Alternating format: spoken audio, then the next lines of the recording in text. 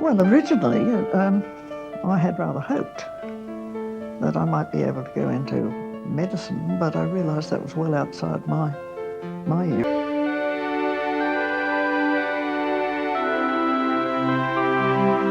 Ena Avenell was born in Auckland. Her professional career began in the clothing and soft goods trade, but in 1942 she joined the army, serving in Italy and the Middle East. After the war, Ena worked as a price inspector for the Department of Industries and Commerce, and in 1950 she was appointed as the first woman senior probation officer, the start of a career that saw Borstal riots, capital punishment, and some interesting offenders. I can remember one, my elderly parolees, who was beginning to get a little bit fast. Well, as a matter of fact, her last burglary charge, she'd been brought down by a young cop trying to get over a 6-foot fence. And when we started to discuss this, and I said, now look, you're in your 30s now, you've done 2 long sentences, last one was 4 years, you like life, you like what you're doing, and you've been reasonably successful. But if you go on and get another 4-year sentence, you're going to lose of what you're enjoying in life at the moment. You like your bed kept warm by whoever you choose to let into it. You're very attractive still. In 4 years' time, you won't have a ghost show. So it's over to you. Make up your mind. What did she decide? She gave it in. She married the next day. I think she made him go to work. Was this the woman who the judge made the comment about? No. Nellie is a person who had been quite a long-term offender, and at that stage, long-term offenders, male or woman, could be declared, what did they call it? In other words, a confirmed criminal, and could be imprisoned for as long as the prisons decided to keep them. It was an indeterminate sentence. And it had to come from the Supreme Court of the day, and this woman qualified for that. And she was before the judge, and I'd written the report on this particular offence.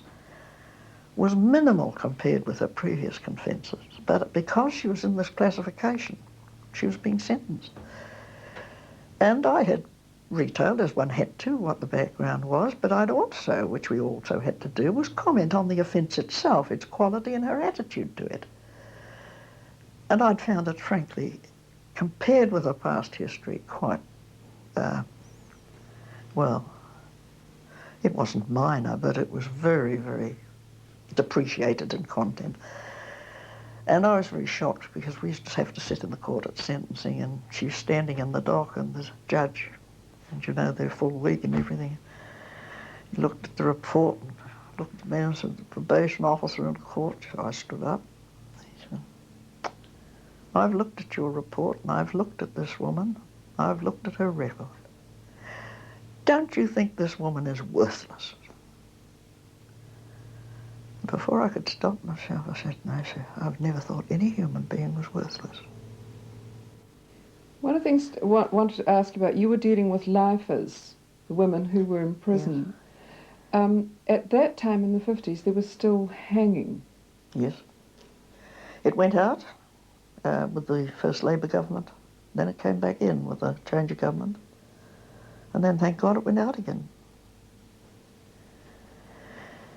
I don't think anybody can describe to you what the atmosphere is like, really. The prison officer in the prison will describe probably in a slightly different sense. It was a horrible atmosphere. Everybody was tense. You see, the situation was literally that when the person was condemned to death at sentence and were taken away, within at least 48 hours, the senior probation officer of the area in which they were being held, and it was always Auckland, had to write a report on them.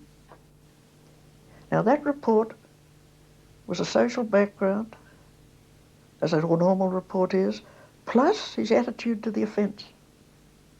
Like other reports, it was always had to be done by your own. Like other reports, make no recognition Seen by the chief psychologist of the department or the health department, whoever was allocated, and a report was written there. Those reports went to the Executive Council, who then considered whether the sentence should be carried out. In other words, any kind of circumstances that would reveal. Now, from the time he went into there, they knew, and the earliest ones that I was conscious of, hangings took part in the early morning. And my first absolute shock prior to a hanging was to hear that people were congregating outside the prison. Now, leading up to that time, still had to go into prison to interview people for reports to the court. You could hear the gallows being erected because it was in the gallows yard. There were other lifers imprisoned there doing life sentences who were conscious of all this going on. And from going in the front gate of Mount Eden Prison to the women's division down the side, the atmosphere over that period up to a hanging was absolutely... I can't really describe it. It was like a pall. And when I realised after the first hanging just what it did to the people involved, it horrified me. And I really think that if the general public realised just the effect it had, the number of people who have to be present. I saw Monsignor Downey, Father Downey, who was Catholic prison chaplain to the prison. He walked 3 to be hanged. And I knew what it did to Leo Downey. He was the chief Catholic chaplain at head office, and he was in Auckland. He was ill on the last occasion of a Catholic priest having to go, and Monsignor Hyde from St Benedict's did it, and he never really recovered. Other ministers have had to do this particular job. Now, the registrar of the Supreme Court, as it was in my day, now the High Court, is required to be there. He's the bailiff of Auckland. There are at least 8 or 9 people in official position beside the hangman who must be there to witness the hanging. And every man did not die as soon as the trap was sprung.